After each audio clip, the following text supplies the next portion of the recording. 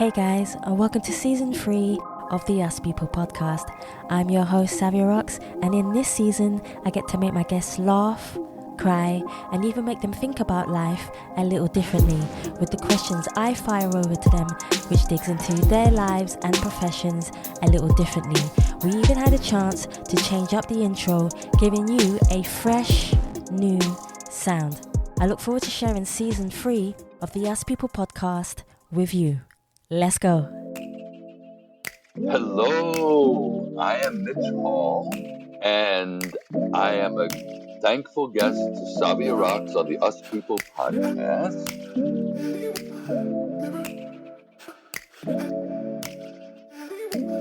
Made up my mind, now's my time to shine. Now's my time to shine.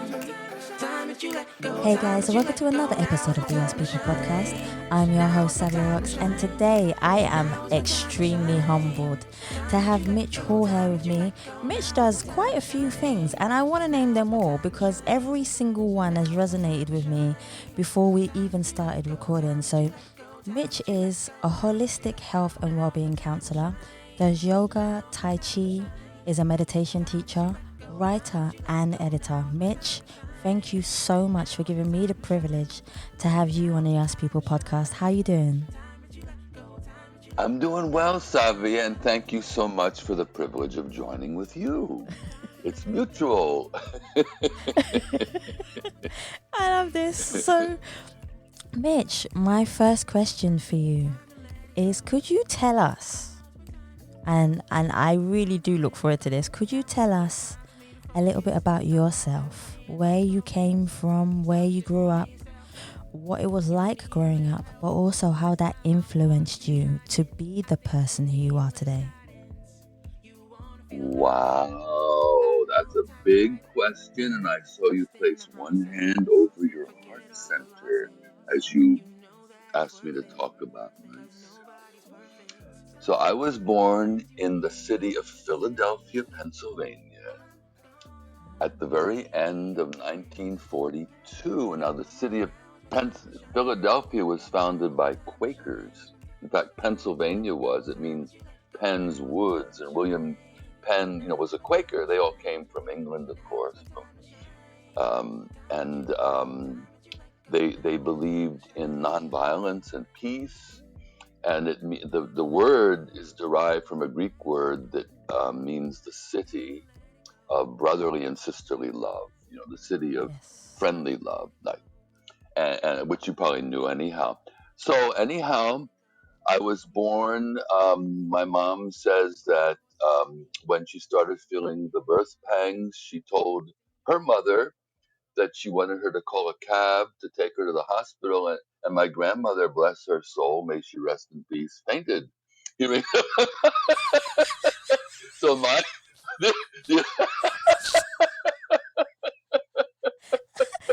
I could just see that. so my grandmother, by the way, had come from London. Although Ah. they were on my mom's side, they were actually Jewish refugees from the Baltic state of Latvia who had escaped the Ah. pogroms from there.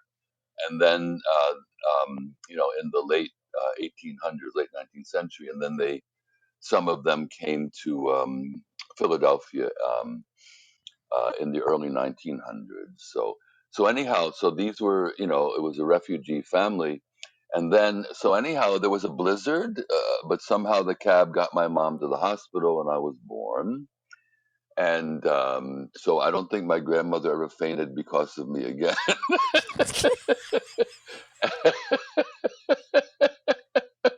To my knowledge.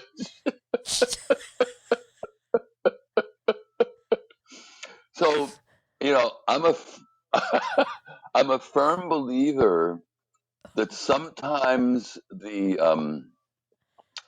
medicine that we have to offer the world, the gifts that we bring, are also deeply connected with the wounds that we've also suffered, provided that Yes. we have received the support for healing. There's a famous line from one of the poems of the Sufi poet Rumi, the Persian poet, I think 13th century.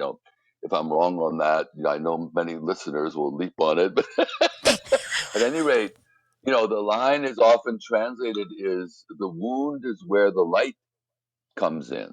I mean, the spiritual light. Ah, And I looked at yes. several translations of that to try to understand the context. And it seems it's the wound that we suffered, to our sense of well-being, to our sense of wholeness, to our connection with the divine, to which spiritual healing has been brought. Um, Yes. so, if that makes sense, yeah. And then there's a beautiful verse in one of Leonard Cohen's songs, and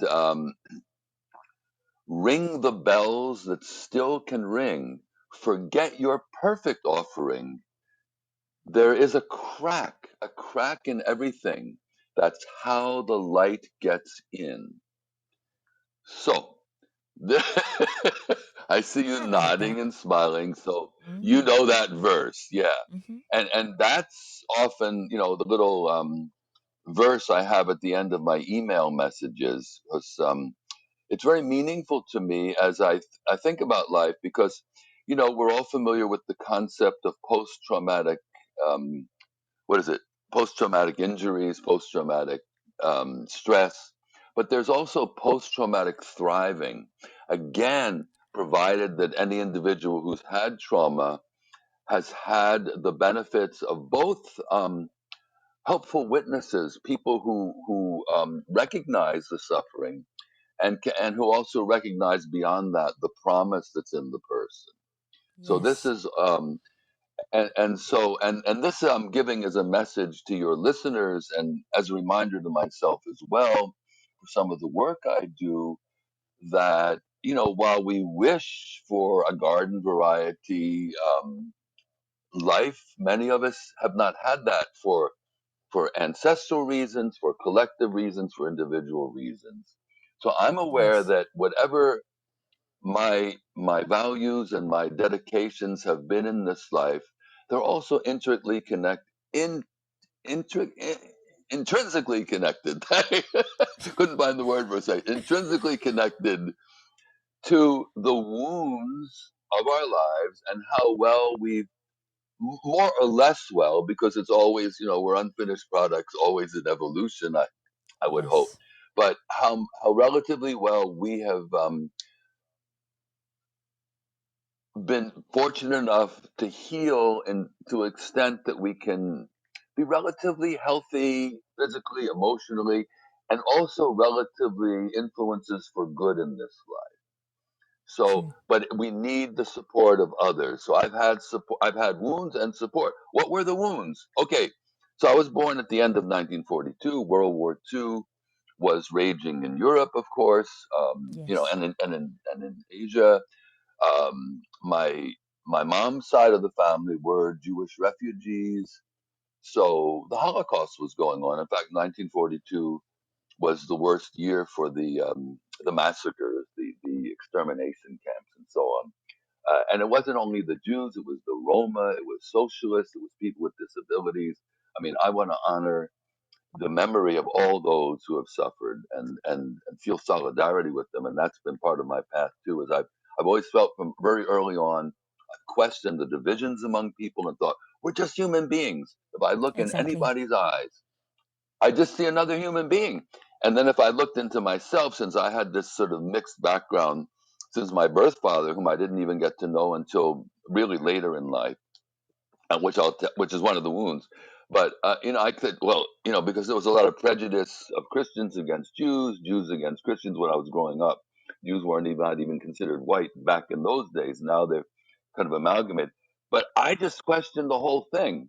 So wound number one, my mom, unbeknownst to her, she had been with my dad, my birth dad, and he was an executive. I won't go into details, but he sent her back with her to be with her parents where so she could have the child, he said. And then he said he would send for her and me to go back down to where he was. Yeah. And then he didn't do that. And then she's got curious, and when I was a few months old, I think she left me with my grandmother, and she took a train from Philadelphia down to the Red Cross camp. at a military base in the state of Georgia, where he was the executive director of the Red Cross camp for the soldiers. And she walked into his office. So this is my mom's wound. That then, of course, as a little infant, I became, I think, her source of, her cheerleader. I mean, I had to cheer Yeah. up a depressed and shocked mom.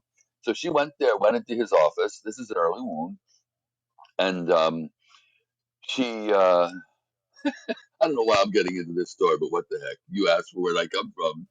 Yeah. So I went to the very, very, very, very beginning. So she said to her secretary, "I'd like to see, and she said his name. I won't mention it.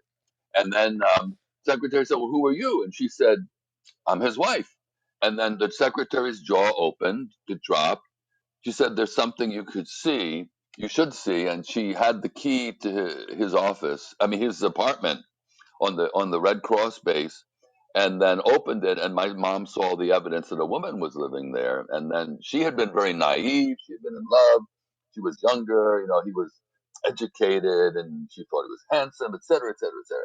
So anyhow, this is the big, she must. So she came back, and eventually, she filed for divorce. They got it, and so on.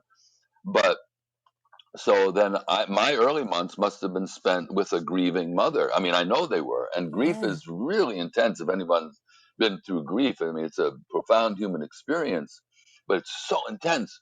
So I think part of why I developed sort of, I'm a very much an empath and very sensitive. Part of it was as a Same. little baby, I had to figure out, how do I get this woman to, to smile?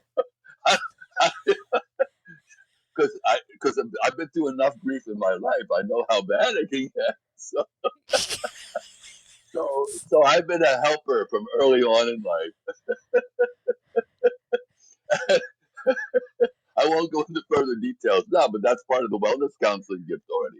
So my father was Christian, my mother was Jewish. This is all, the crazy world we're living in. Because again, we're all human. We all come from the Yep. same source. We all have ancient ancestors in Africa, and it just is incredible migration and adaptations to all kinds of climates and everything, and conditions. But we're genetically, we're also close. We're even close to the bonobos and the chimpanzees. In fact, all life on Earth we're so close to It's true. It's genetically. true. So anyhow, my mom was working as a secretary, and by the way, she had been a really good student in school, and even won a citywide essay when she was in high school. And I mean, a citywide competition among all the high schools where she wrote on what are the causes of war, and she found it was greed. Well, I mean, that was one. I think it's still one a valid answer among many, Yeah. but at any rate, it's so way more complex than that. But at any rate, but she never got a chance to go to college. The family was poor. Uh, you know, um, Both my grandparents had worked. My grandmother had worked in sweatshops during the Great Depression, etc. So anyhow, my mom had worked as a secretary, and I guess she wanted to get married again. So she met a guy from another city called Detroit, and she thought she'd please her parents by marrying him. And here's wound number two, I would say. So Okay. wound number two was more directly experienced by me as a young conscious kid. So she got remarried, and I had relative security, and my grandmother was really the person who cooked my meals, and my mom was out working a lot, and and she was tired in the evening. So I had like two mothers, my grandmom and my mom, and my grandfather.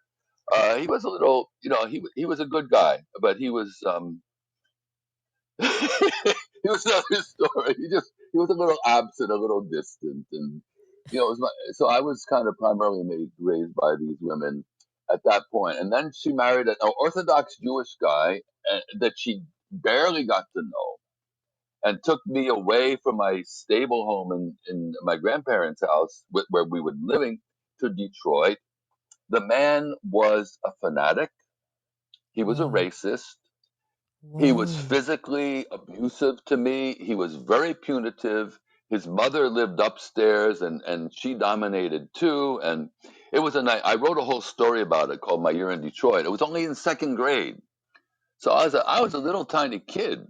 So um, and my mom, I think, was so traumatized that she went into a state of shock or so. I don't know. And she sometimes, I mean, he would. I was a good kid. I didn't do anything harmful, but if I won't go into the details now. However, I was very, very badly abused. And in the building, so it was there was a basement. There were two apartments or flats on the first floor, and then there was his mother's ruling the roost apartment on the. She owned the building, the stepfather's mother. Oh. So in the basement, there was an African American woman named Lilly, and because the stepfather was a really vile racist, I won't even repeat his language.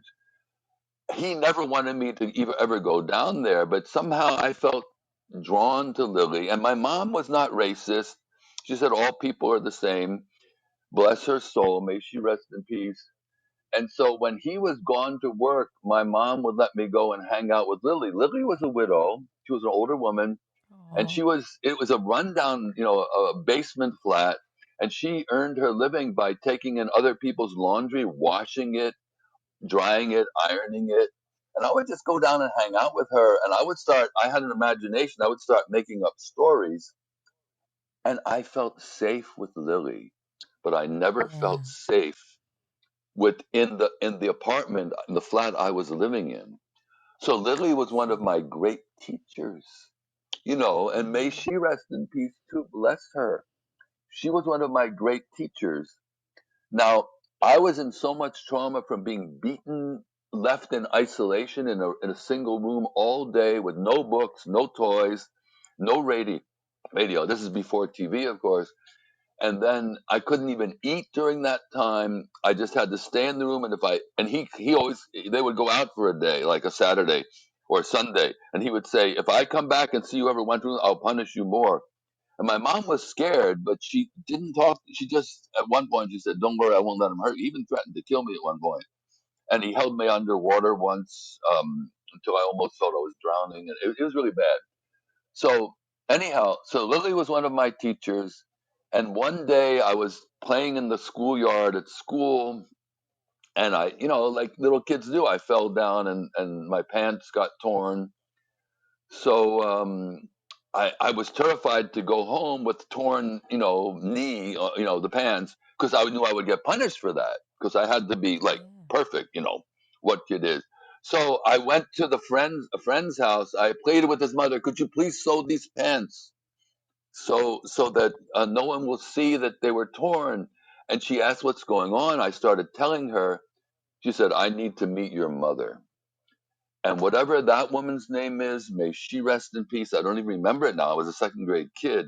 I remember her son's name. It was the same as mine. It was Mitchell. That's what we were both called. And she talked with my mom and persuaded my mom, you've got to get a divorce and take him out of there. So these were Yeah. big wounds. This was trauma. I had to do years of psychotherapy. Thank goodness for psychotherapy. And I didn't get it until much later in life. When I said, "Wait a minute," I never, and no one back in those days, they were not the family that they were not very psychologically. They just thought, well, forget about it and get on. No one talked with me about it. Yeah. Um, but out of these wounds came what? I have worked with nonprofit organizations as an advocate for the nonviolent raising of children, for Yes. children's rights. I've done research on it. I've seen some research that connects culturally widespread punitive patterns of child rearing with later tendencies towards societal violence, and there's all kinds of research. I don't have time to go into it since it's a personal story, but I became really interested in that. But I became an advocate. I've even written about the importance of this, of nonviolent raising children nonviolently. So that was came out of the wound. Would I have gone there? If not, I don't know. But I give thanks that I became sensitized to it. I also, thanks to Lily and this experience with a very racist Orthodox Jewish stepfather, I decided I belonged to all of humanity, and they were as a again, I we moved back to my grandparents. It was a mostly Jewish sort of ghetto in northeast of Philadelphia, and all the kids I was playing with were going to get a bar mitzvah, and I was in Hebrew school to learn that, but I decided I didn't want to do it. I just thought I'm part of humanity. I don't want to be part of one tribe or another. I mean, I'm not saying it was right or wrong. It's just what I had to do as a kid to affirm me because I couldn't think, well, Yeah. what's this other half of me, this Christian father that, I mean, I'm just part of every, and I felt as, I mean, Lily was one of the people who I felt actually safe and loved by. Sometimes she would take me by the hand when she'd go grocery shopping, and I would make up stories. I had an imagination. So that's so these are I'm just saying so the the wound is where the light comes in, provided we benefit from the healing. And for me, the healing has come through friendships, through psychotherapy, from creative writing. Like I wrote the story about this where it got it out of me, and I shared it with the therapist. And now there's a whole book chapter that I collaborated on with. It's been published last year in a volume called Existential Psychology East and West, where a Chinese psychologist interviewed me about the process of creating a story out of, I mean, a beautiful in a way. I mean, it's a story where I could actually have distance from my trauma, which was a personal trauma, and do what she called it's a Chinese concept called translated as aesthetic savoring, where all of a sudden it has a shape and a form and there's a meaning to it that transcends the suffering of the time, you know. And then also she interviewed a friend of mine who's a poet from China who wrote a book about the first 10 years of her life, which was about a collective trauma because she was born at the very beginning of the Chinese Cultural Revolution. And she turned it into a Yes. beautiful poetic book called Little Green, which was about this collective trauma and how it affected her family. And she told the book from the eyes of a little child. So, creativity, so therapy can help us heal, creativity can help us heal, and also practices like meditation, yoga, Tai Chi, Qigong, contemplative practices that bring about more wholeness, more integration within ourselves. So and then nature. Oh, being with nature. That's one of the big ones for me. Just to hike in the woods, to feel the communion with the trees, to know that the trees are giving me the oxygen, I'm giving them the carbon dioxide, and they're giving a lot more. There's all this whole new science of forest bathing. So I know I'm just riffing on various associations. But anyhow, I so like early it. wounds. There was one other early wound. I'm a published writer. I'm still writing, and lately I've been writing poetry, even about my years in Africa and all. And I want to refine the poems now and get them published. Hopefully, I'll live long enough to do that. I've had a lot of essays written, co-authored book, scholarly chapters and all.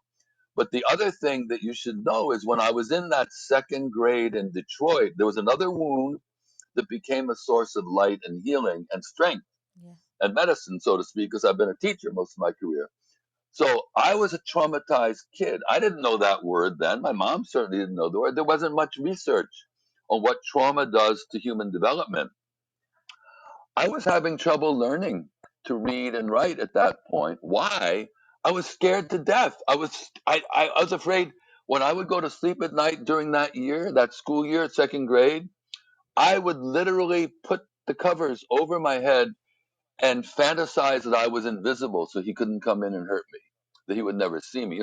Superheroes have magical powers. So I wanted the magical power of invisibility. This is part of how kids cope through fantasy. So at any But it's rate, good. the the principle, yeah, yeah, it's we're resourceful. Kids are brilliant.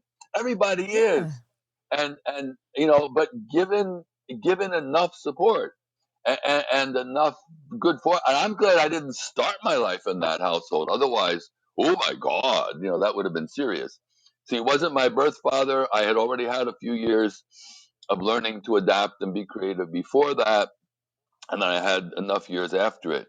But at any rate, so I wasn't learning apparently, and I remember a meeting where this school principal, was a woman actually, called my mother and me into the room and told my mother, "Your child is growing physically, but he's not growing into, mentally, and that you can't expect anything from him." So basically, she was saying, I would never have any intellectual promise. I mean, mentality. So Yeah. my mom said she refused to believe it. So every day after school, bef- before the stepfather came home, she basically spent time with me, teaching me to read and write, and told me this message, which I think it wasn't original with her: books are your friends. That Yeah. was like a big message. Books are your. I was a lonely kid. I didn't have a brother or sister then. I never did. But friends were important to me. Books are your friends. So I became an avid reader after having been labeled like, mentally deficient. I can laugh Aw. about it now. So when I was back in Philadelphia in sixth grade, they gave, early in sixth grade, all the kids, because this was the last year of elementary school back then, they gave all the kids standardized tests. And my teacher called me aside and told me that I had scored in sixth grade beyond college level with my reading ability. So See? I was already past college. It's because I love books, and the public library was like my temple. I would go, Yeah. yeah, and have armfuls of books.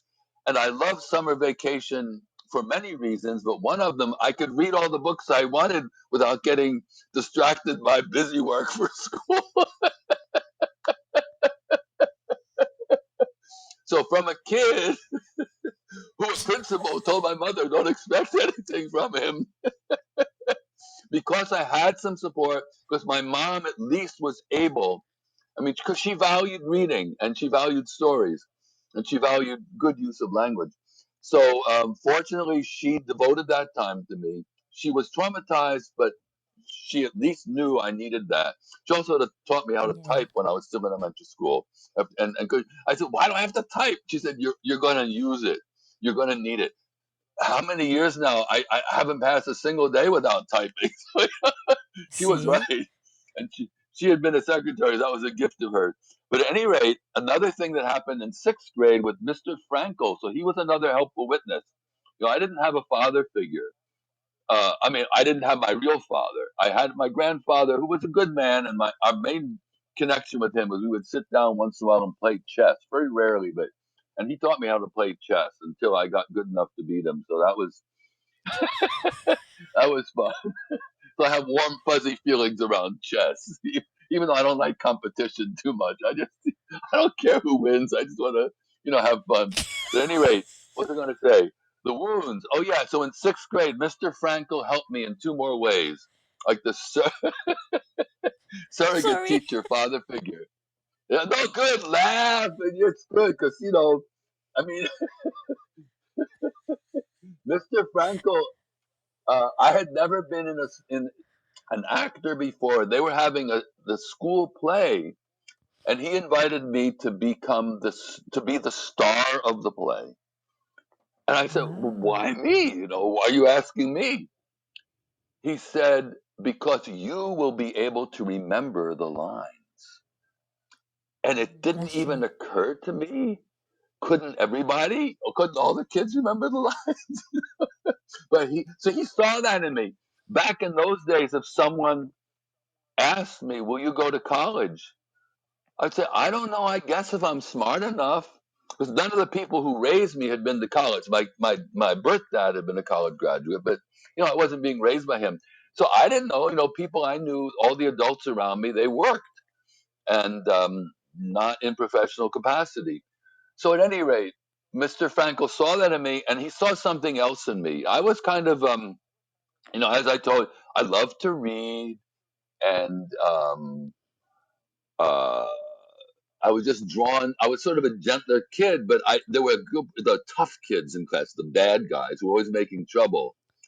And Mr. Frankel once called me aside and said, "Mitch, I see you want to be like them. You have something Mm-mm. else they don't have. Just be yourself. And that's your message, Savia, that you told me right before we started. Just be yourself. Let it all come out. So Yeah, and that's what so I that said. was so important to me that he saw that, I could remember the lines. He did the reading. I mean, they all had to do it. It was citywide, but he let me know that my reading was so good that it was beyond college graduate level. I said, "Oh my god!" But I didn't. It didn't go to my head because I just loved it so much. I would read, 50 books, 30, 50 books each summer vacation. Even going into junior high school, which they used to call it junior high school, seventh, eighth, and ninth grade. I would just, after the end of the summer, I had all these books I had read, and I remember the big day. I forget what grade I was in the public library I went to, there was a children's floor, which was actually on the second floor, and then there was the adults floor. And when I became old enough to go down to the adults floor, and all of a sudden, all these other treasures opened up to me. So out of the early wounds, my devotion to human rights, to the equality of all peoples, my interest in exploring religions, because I thought, well, why are these people who say they believe in this God of love, why are they hating on people who have a different religion if they all say they believe in a God? That didn't make sense to me. So the dedication to protecting children's rights came out of the wounds, a love of books and poetry and writing came out of the wounds. So and I know it's not hard, and some people didn't have the good fortune of a Mr. Frankel in school. And I also had a wonderful high school teacher, may she rest in peace, Miss Dorothy Sullivan, and my track and field coach in high school. And I loved athletics too. I mean, I was not a super jock, superstar, but I was okay. I was pretty good, but I enjoyed it. That was the main thing. And so here I am at 78, still teaching qigong, yoga, tai chi, and I said, "How did I luck out doing this?" Because I think it actually keeps me keeps me alive, keeps me still kicking.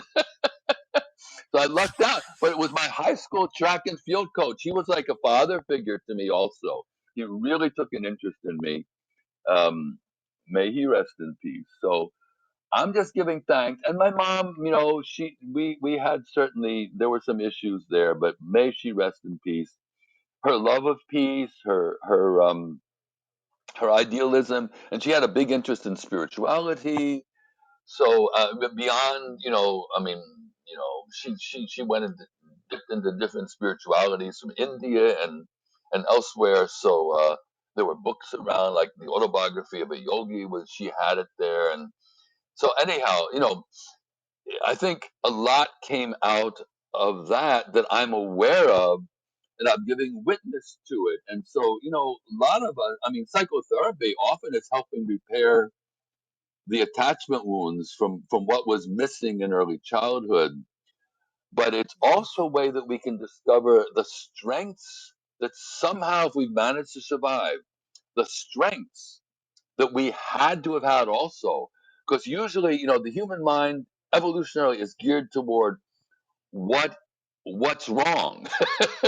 And when we're hurting, we're focused so much on what's wrong, we can forget what's right. So when I do counseling work and everything, it's often I can give witness to people's strengths that they're not in touch with, just as I learn, inductively through how therapists help me get in touch with my strengths. And you know and then also, if we can do practices, I mean, being in nature can be a big healer if we are fortunate enough. I know a lot of kids grow up in cities where they don't even get much nature around them. It's just awful. We need nature. We we It's need to true. be among other animals and other species and trees and plants, and the very air that we breathe when we're with the trees is actually much healthier for us than the polluted city air and so on. So we need nature, we need creative expression, we need people who recognize our unique gifts and talents. We all need that. We no one gets there alone. It's BS about self-made, usually they say self-made man. BS. We're all here thanks to the grace of ancestors and friends and all the rest. So I'm just on a rant. I don't know. I hope this is I okay. love it. I love it. I asked you one question, Mitch, and you just took it away, and I was like, yeah, this is cool. This is so cool. Oh, all right. Well, you have a very inviting presence, both in your voice and your face and your smile, and your understanding of how authenticity is. It's the only gift we have to offer one another. Is well, the That's two true. get the empathy and with compassion and the authenticity, and That's that's definitely really true. healthy relationships. I Empathy, I would. authenticity, which and truthfulness goes with the authenticity. So anyhow, That's true. your turn. That is my turn. It's my turn. Okay, Rich. Okay, so I have two questions, but the first one is, I know you've defined yourself as, well, you've told me a lot about yourself, where you grew up and how it was growing up, but how has gratitude played a huge part in your life? But also, how does unconditional love help change the way you think and feel about the world? Wow, beautiful question.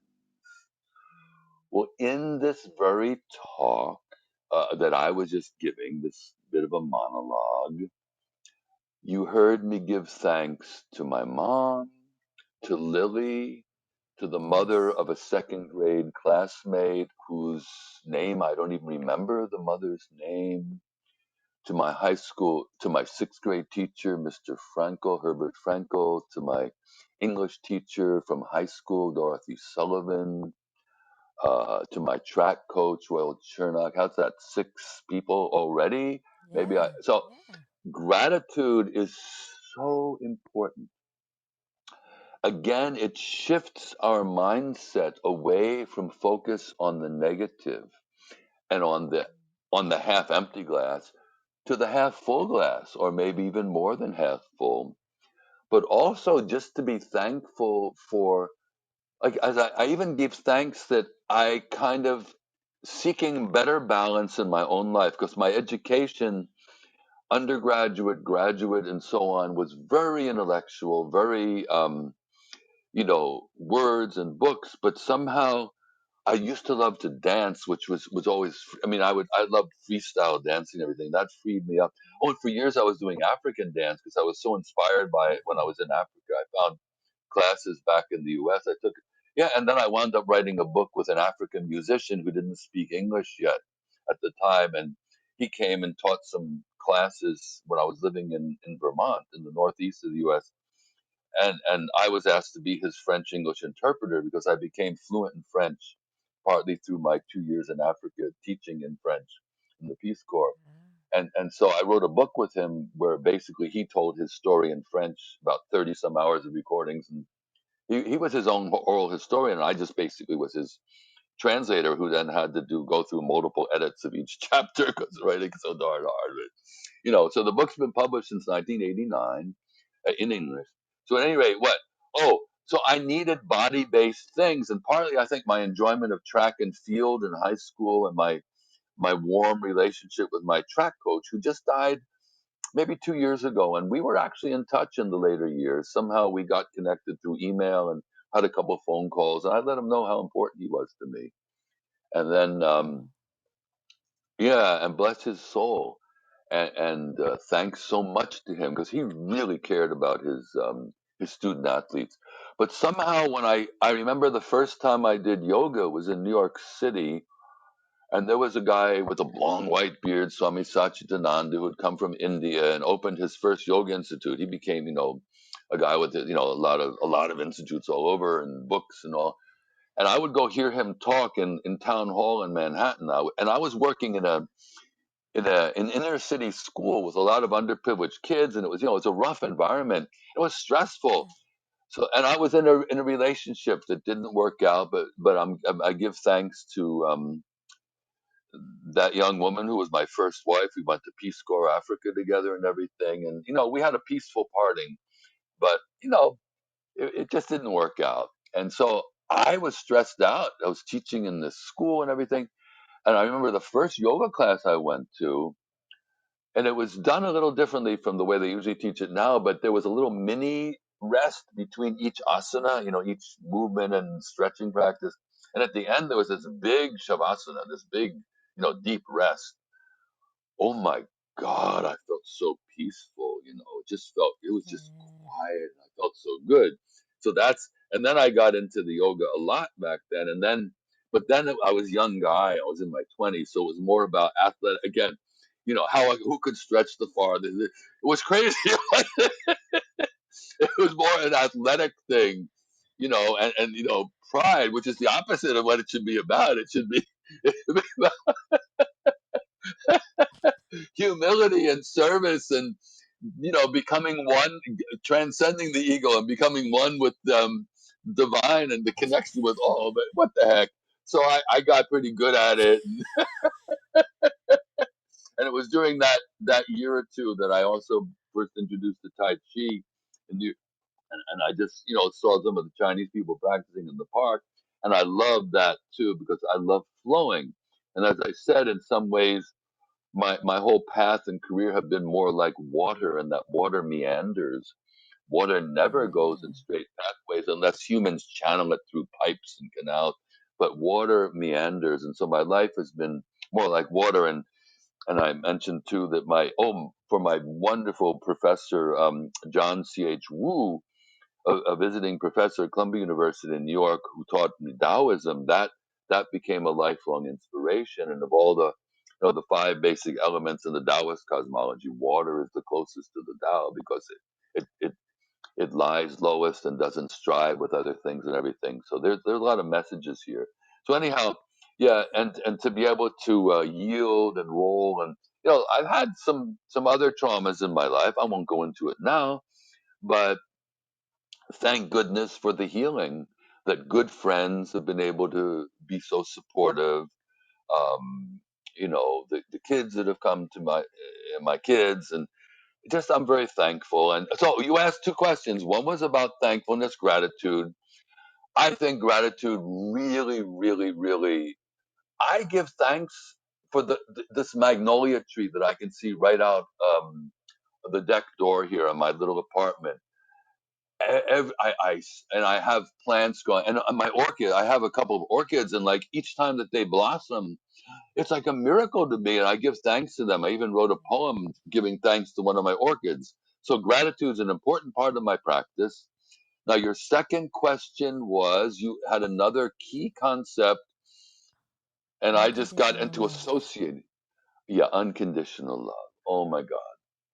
I even had a dream this morning about it. Maybe sometimes I've had precognizant dreams where something I dream about then comes the next day or whatever. Even places I'd never been There to, you go. I've seen them in a dream before and all.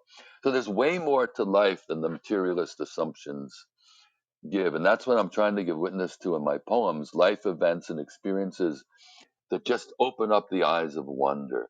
So unconditional love, that was the message in the dream, that love is the way. I mean, it's trite, it's trivial, it's been said, but unconditional love is, yeah, there are different aspects to it. One has to do with unconditional love towards oneself, because often the Yes. wounds, we often, again, you said in the beginning before we started the interview, that was recorded, um, everyone's voice is just as important in this world, and I believe that. In fact, Yeah. the guy I did the book called The Healing Drum with, that I co-authored. I mean, basically it's his story, my translation, and my English writing. But he just said there was a proverb that the big drum has its voice and the little drum has its voice too, and they were equally important. Like Yeah. when the drum ensembles are playing, and so unconditional love for ourselves is sometimes the hardest for many people who are sensitive, because often when people are hard toward others, or negative and critical. It's often a projection of this internalized self rejection, self hatred, self contempt, whatever that comes out of whatever, feeling deficient, and then they try to project that out onto others. So unconditional love for ourselves is really important. That with all my flaws, I still deserve love. At least I can accept Yes. myself as I am, accept my own funny self, accept my own flawed self, and then and then yeah, unconditional love for others. It's so important if it comes spontaneously. And I think many spiritual teachings, of course, point us in this direction, but sometimes the spiritual teachings don't allow the full processing of the emotions, which then becomes like a spiritual bypass, is the term that's been used. It's like anger serves survival. If someone's violated us, anger is normal. We shouldn't beat up on ourselves because anger comes up. And what we do with it is another thing. Explosive anger is harmful to self and harmful to others. But also repressed anger is harmful. So how can we Yes. feel appropriate anger and then choose appropriate action? I once saw a book by a psychologist who had studied the histories of 20th century nonviolent peacemakers, Nelson Mandela, Martin Luther King, Gandhi, and all. And he was like, what are their common traits? According to that psychologist, some people may disagree with his analysis. The one of their traits is they all experienced anger, but then they found ways they were angry about the injustices, about the oppression of peoples, about the violence, and then they tried to find ways to transform that anger to give intelligently, to help serve the protection of human rights, to serve equality, to serve social justice, to serve peace. But without the anger, would they have had the fuel for it? So and I read tons I've read more in the past. Now I want to write more, but I'd still read. But so many spiritual teachings that put certain emotions as negative and certain emotions as positive. I think any emotion, if it's distorted, if it's repressed, it comes out uh, as destructive. But they all serve survival, you know? Yes. So at any rate, and the unconditional love comes in to accept ourselves. Yeah, we felt jealousy, we felt envy, we felt anger. We said some things in the past that, oh, how could I possibly said that? To have the unconditional for ourselves in that way, and and to realize also, like in Buddha's teachings, for example, one of the five abodes of the Buddha, is compassion, which is, but compassion arises spontaneously if we felt all the emotions and then also realize what in another Buddhist concept is dependent origination, the chains of cause and effects that led people to be there, and led us to be where we were. We did usually, if I mean, given all things being equal, most of us we've made our mistakes, and most other people make their mistakes. But it's coming out of all this conditioning, all the lack of good fortune, all the abuse, the neglect, the trauma, the unhealed trauma. I think so much of the horrors in the world is partly from what unhealed trauma collectively has done. And there's way more to say, but there's no time for it right now. But at any rate, the compassion arises for the suffering of humanity. And it doesn't mean we like and condone everything that people do. But to the extent possible, unconditional love is to really, really recognize all the interrelated, multiple causes and effects that lead to certain outcomes, and to how we ourselves have been in this life too. I hope that's not too complex. Probably if I were not tired now, I'd even, from talking too much, I'd say it more simply and directly.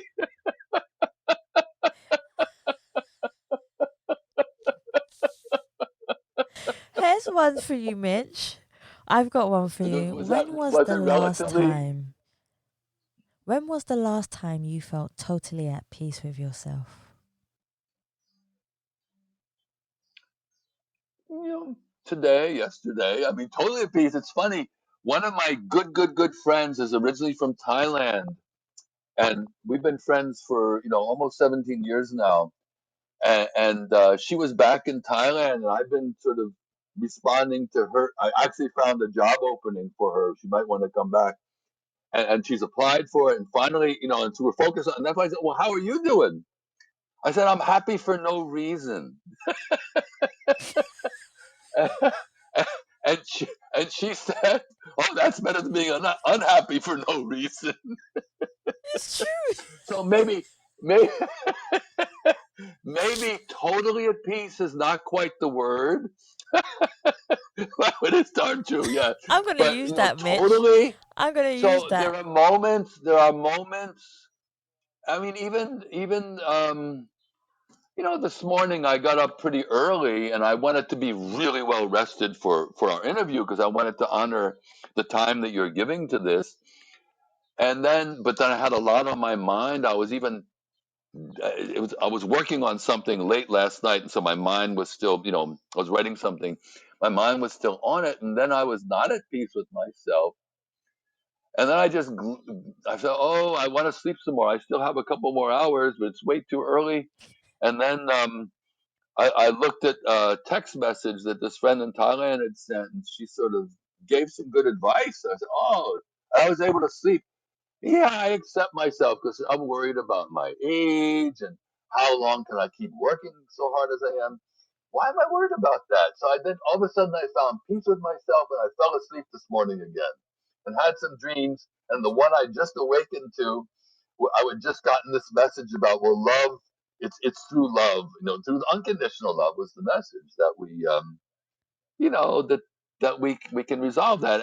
And yeah, we are imperfect and we're impermanent as these embodied beings with this mind and this set of life circumstances and everything. And that's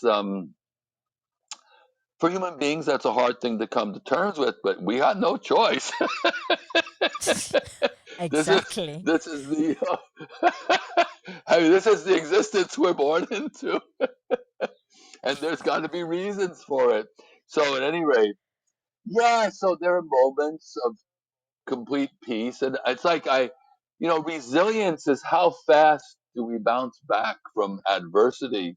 So I'll have my moments of maybe, not maybe, I have my moments of, well, why did I do this choice? Why didn't I make that choice? I've still had dreams over the years about why did I resign from one great job, but then it led to other things. And so, it's like, I'm still trying to get that job back in this dream. What's this work? And I say, no, but look at all else that followed from that, that wouldn't have happened. And then I get at peace again. So that's the resilience part. It's just, well, we bounce back. I'm still working through that one. Because in my fantasy, I could have already retired and had enough savings. But then what would I do? So I'm happy again. I'm I'm so happy that when I teach, other people feel better. I'm teaching, right now yoga, qigong. When I do the counseling, people can come to, you know, they solve their own problems. I'm not solving it for them. I'm just being a compassionate witness. I'm being there for them, Yes. being present, reflecting back, what I'm hearing, and then people work it out. We all need that. There was a Jewish philosopher, 20th century, Martin Buber, and there's a sentence that was translated into English from his original German writing that I love, because he one of his themes was validation, confirm that we all need someone to validate who we are, who we really are, who we fully are. Who really recognizes even. But the sentence is, it's from one human being to another that the heavenly bread of self being is passed. It's from Love that. one human being to another that the heavenly bread of self being is passed. Because we are relational beings. We, you know, we're born from a mother, from the body of a mother. Uh, to the extent that we are securely attached, in in the language of developmental psychology, that in the earliest part of life we have a safe haven that is not perfect, but safe haven where our needs are recognized and responded to with care and compassion. Whether we're wet, whether we're hungry, Yes. whether we're overtired, whether we're scared, that we are comforted, that our needs, our physical and emotional needs are met, and then we're guided. So the safe haven that we have early in life, and this is how I understand that Buber phrase, then becomes the secure base from which we can further explore out into the world. Whatever, to Yes. meet friends, to play with friends, to develop our physical and emotional and artistic and scientific, whatever it is, athletic abilities. And as long as we can go back to that safe haven, that life is a series of excursions, um, and until we develop more security in ourselves, we become, more secure in our own being.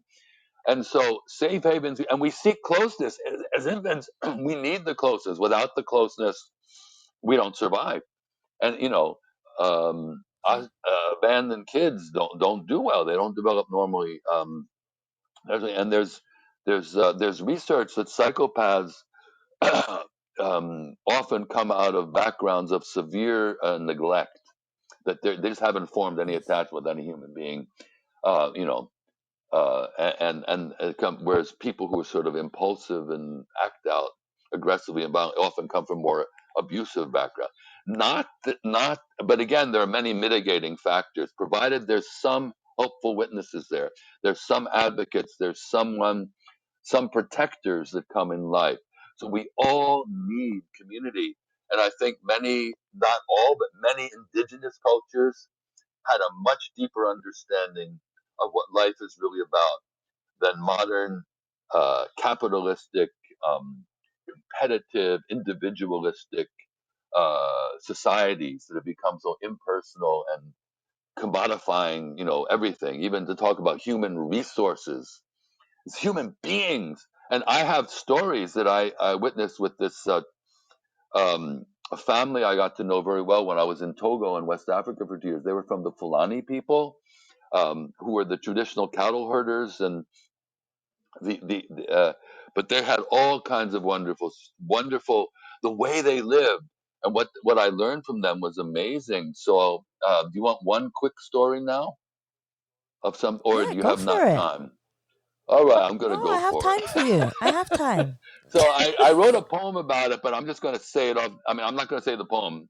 I don't have it in front of me. I don't memorize it. But basically, I got to know this family pretty well. They weren't even sending their kids to school, and I didn't speak their language, but they spoke three of the local African language. I mean, they had spoke two other African languages as well as their own Fulani language. They spoke Kabia and Kodakoli, and they would never been to school a day in their lives, but they were already trilingual, at least that I knew of, and they they picked up a few words of French. So I took one of my high school students with me, who translated.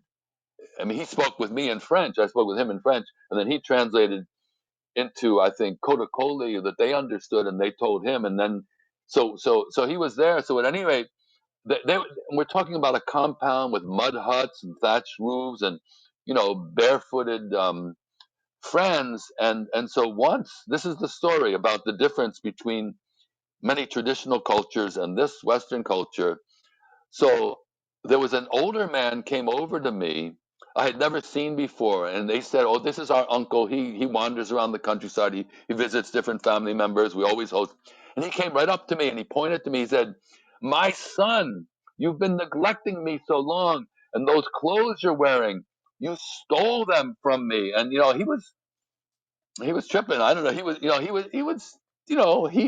and they just were standing by calmly and nodding and accepting and everything. So in my last year at Columbia, I had visited with a abnormal psychology course. There had been a field trip to a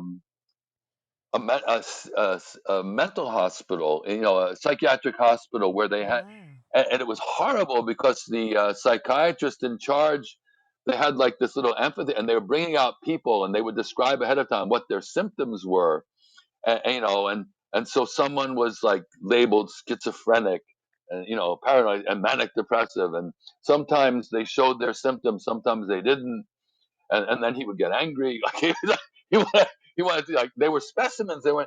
So I tried to tell my Fulani friends. So I told them. I said, back, I'm so impressed that you welcome this uncle. They loved him. They accepted him.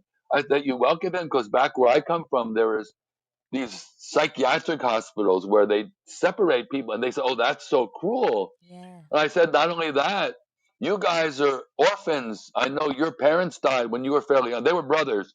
One of them was married, and the two younger ones weren't. And so they were all farming together and herding their cattle. I said, back where you were, where I came from, often kids who didn't have their own parents would be separated from the family. They couldn't understand that. And then I said, also, you keep your elders with you. Where I came from, even they separate elders sometimes and put them in, you know, I mean, it was hard to translate, but my student did it well enough. They put them in separate facilities where the families might visit them once in a while and so on.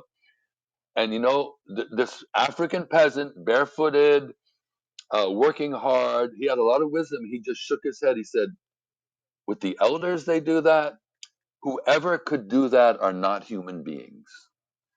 Yes. That was, so, and of course, there's a lot of compassion and humane people and families and support. I mean, I'm not saying that it's all bad. No, not at all. But the fact is that the human bonds of solidarity, of compassion and inclusiveness. I mean, there's homelessness all around. I'm in this wealthy state of California. There are these homeless encampments all over the place here. It's sick. In this country that spends so much on waging war. Now I'm really ranting and getting worked up. I But like it's it. Go on. insane.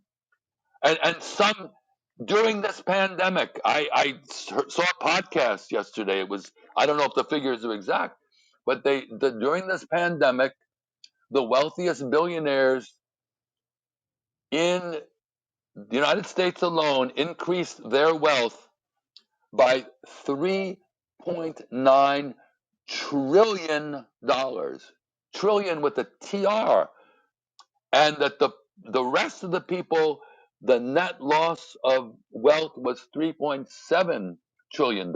This is what this podcast said. I said, what? Well, I've seen other figures that are kind of close to that, but we know that the wealth inequality has gotten greater and greater. Something is wrong with any society that can do that and can drop bombs, millions of dollars of bomb, in foreign countries all over and have military bases all over and doesn't take care of the That's basic greed. needs of the people. It's perverse. And to make it possible for families to stay together, and I know I have friends in other countries too. I have a friend in Thailand who's having to, after like working in a hotel kitchen and being promoted to a, what is it, demi chef, has to resign because they don't give them vacation. They work the merciless hours and pay so little because tourism is down there. And I said, oh my God. And this is an honest, hardworking, intelligent person who has, very ethical and honest. And all over the world, it's like that. We know the wealth inequality. So I'm ranting, but I saw in this Fulani people lots of examples of wisdom that's based in real unconditional love and acceptance. Even they had unconditional love and acceptance from this elder uncle who, in this country would be diagnosed as delusional, might be given some kind of medication which basically would just suppress all his symptoms. And who knows what trauma in his life or what head injury led to that. They had Exactly. unconditional love and compassion like that. So I'm ranting, and I know my tone's changing now from all the laughter, but it's all part of life. Do you Bless know you, what, Savia. What Mitch? else? What else do you want? That's all I wanted was for you to be yourself, and you gave me All yourself. right. So what more can I ask for? I have one more for you All because right. All right. I'm listening all to right. you, my friend. I like this. What would you like your legacy to be? When you feel, and only when you feel. You got a lot of energy in you, Mitch. Yeah. What would you Yeah, like your legacy to that's. be?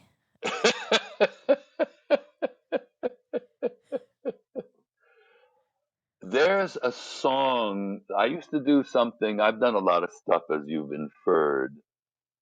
That there's something called the Dances of Universal Peace, and it's kind of a derivative from Sufism, the mystical, tradition, and it has this. This is very simple. All I ask of you is forever to remember me as loving you. All I ask of you is forever to remember me as loving you.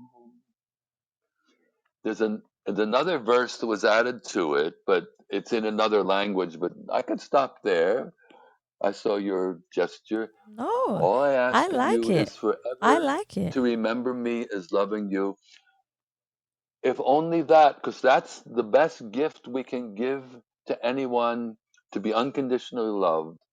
And with all my flaws and with all my, uh, what should I say, my You don't meandering have flaws, ways, Mitch. if that's my You are legacy, who at you least with are.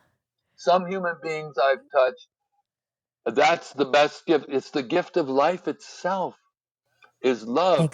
And Exactly. honestly, I was involved with the peace movement, the civil rights movement, the environmental movement early in life. From high school, I was on picket lines for racial equality and to desegregate lunch counters in the United States. From high school in 1960, um, and in 1970 I worked on a project to combine concerns for the environmental crisis and the need for disarmament and making peace on earth, so that all the nations of the world could put their resources to saving the planet, giving decent work, health care, education, housing, food to people, protecting the earth.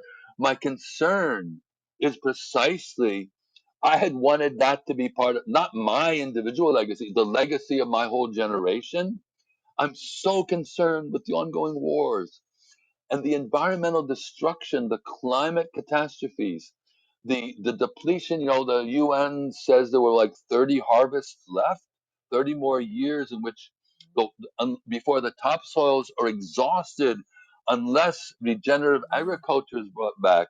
I had hoped my legacy would be to die in peace, that there's less war, less violence, more equality, more solidarity, and that the earth is going to be ongoing for all species. But species is so that I had hoped that would be my legacy, not mine individually, but collectively with so many other idealists of the generation of the '60s and so on. And and um, Yeah. and now it's much humbler. That like there'll be people. I mean, I remember these people I said thanks to, that they loved me. They gave me the love I needed in appropriate ways at the time I needed it. And there are many forms of love, and the unconditional love, which is like the divine love that when we that's really something when we can come to that. And then there's the love of mentors, of teachers, of therapists, the love of friends, the love of Yes. so many kinds of love. Yeah. So and hopefully, I that will be my legacy. And I thought, when I was very young, I thought my writing's going to be my legacy. But it's that heart to heart connection that It's true. that's the most important. That's the most important. And yeah, so unconditional love. Yeah, and to be one, to realize, to inspire others to treasure this precious gift of life. I know sometimes it doesn't Okay. feel like a precious gift, but my goodness gracious, we can't take any of it for granted. We never know what will Yes. happen. I've had plenty of hardships in my life, plenty of really difficult periods, and at this point I'm grateful for it all, that at least I've come to, through relatively intact, so that I do have some positive skills and understanding and knowledge to share, and some kindness to share, and I'm thankful that there are others who also give me those gifts, because we all need that. It's like, Yeah. like the plants need the good soil and the sunshine The and enough light. rain and Yeah. just the right balance. We all need, good doses of that. And this, what's been happening during this COVID-19 pandemic is, so many of the usual avenues for social interconnection have been reduced to some great degree for so many people. And I realized the other week I haven't had it sat down together with another live human being for a meal in a whole year now. And Yeah. the scary thing is I started just taking that as quote normal. But then I'm so thankful when I see you on the screen and hear your voice. I'm grateful. And I have these regular students who've been taking classes with me for years. All my teaching for the past year has been on Zoom. And I say, I'm thankful that at least I see them and they keep showing up week after week. And, I guess they're thankful for me too for showing up week after week, Yeah. keeping healthy enough to teach these yoga and qigong and all this that I do, and the Tai Chi, and then and my clients on the phone as well as sometime on computer. So I'm just thankful for every little bit, but I do hope that we can have, more safe face to face and in person gatherings and all the rest. But right now we're adapting to some unprecedented global conditions. So just while you can be in London, I'm here in Oakland, California. We're seeing each other. We're nodding, getting into this rhythmical dance Yeah. together with the rhythm of the. That's a miracle. It can be worldwide for anybody who has the appropriate technology, but at the same time, some of the I would normally get together with a friend or two during a week, and sit down for lunch together, whatever, and it's just not happening for whatever reason. So yeah, but I'm thankful for whatever we do have. So at the same time, so I'm thankful to you for reaching See? out to me. My gosh, I feel You're it's a real privilege welcome. to meet you. It was definitely a privilege to meet you, Mitch. Most definitely. Oh, I enjoyed thanks. every single moment of having the interview with you. And you gave me your knowledge, wisdom, your compassion, and your gratitude and unconditional love for what you Mm, do. And that's so important. I have one more question for you, Mitch, and great. it's just if I've had the privilege of interviewing you today and you abundantly giving me your knowledge, like I said before. If Mm. anybody else would like to get in touch with you to know more about you, Mitch, where can they find you on all your social medias or emails or any platform that you would like to give out? Where can they find you? Well, I do have a website. It's Breathe Peacefully. Breathe with an E at the end of breathe, the verb peacefully, as if it's one word. Breathe peacefully at me.com. And let's see. I have, uh, I think there's a website from New York City, even though I'm on the West Coast, it's that I'm offering counseling services and classes through it also. And God, how could I be drawing a blank here? I think I sent you the link. It's the Ancient Way, um, Yeah. and the Ancient Way, and they can be find me there. Just they can do a online search for Mitch Hall, and the Ancient Way may come up very soon. And I have a live qigong class that most of the classes I'm teaching are through 2 yoga centers and a residential retirement center. But I have my own live Oh, qigong class on Saturday mornings at 10:45 a.m. on the Pacific time in the U.S. and Canada. So, like London is 8 hours ahead of me.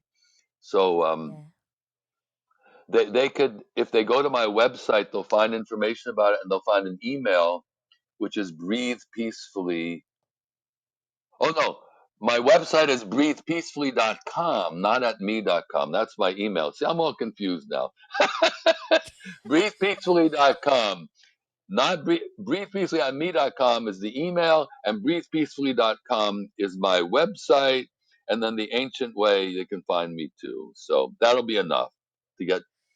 You can See? find me. Or Mitch, just I want to thank you so much for coming on the podcast again. You've been such a great guest. Thank you.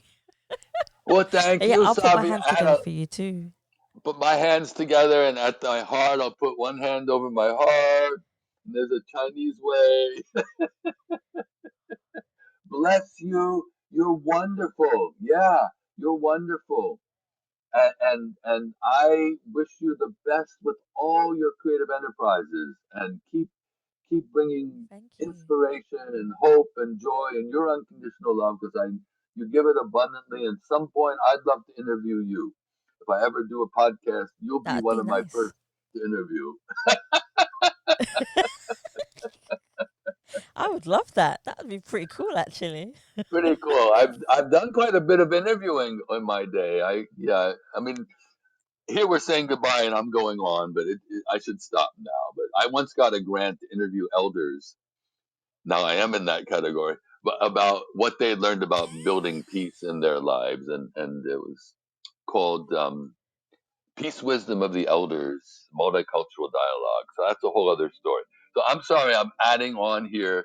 This is like I the like it. addendum. Bless you, my dear friend, Oh, and thank you, Mitch. you, feel Thank free to you. reach out if you ever have any questions for me or whatever. And may you continue to flourish and bring all the light and love that you bring to the world. Thank you. I'm gonna say my outro, Mitch, before I ask you Okay. to do your intro. Okay, so Mitch, thank you again. He's laughing. I love it. I absolutely love it. Guys, thank you so much for listening to the Us People podcast. He's making me laugh. And please remember, you can subscribe and leave us a review on Spotify, iTunes, Google Play, and any other platform that you prefer listening to. Please also follow us on Facebook, Instagram, and Twitter. And please remember, you can donate to the Us People podcast by simply going to the Savia Rocks website or just typing in PayPal.com/Us People podcast. Guys, thank you so much for listening. Stay happy, stay positive, and as always, please continue to be kind to one another. Time to let it go. Now's my time. Now's my time. Time to let it go. Now's my time. Now's my time. Time to let it go. Now is the time for me to focus. Stop all that playing hocus pocus.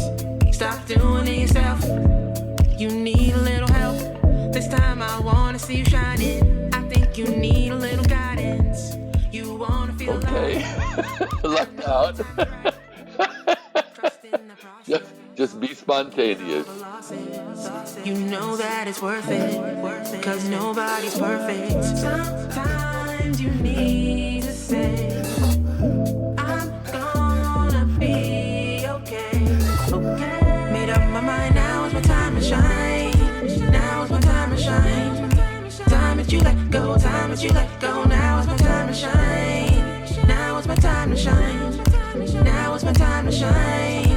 Time that you let go, time that you let go. Now is my time to shine. Time to let it go. Now is my time. Now is my time. Time to let it go. Now is my time. Now is my time. Time to let it go.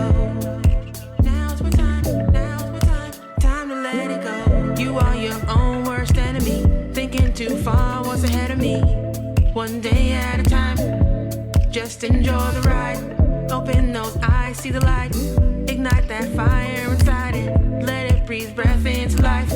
Push all your fears to the side. Control your mind, it's all alright. Enjoy your life, the joy is mine. Commit to you, you got the tools. Everything you do, you make the rules. Sometimes you need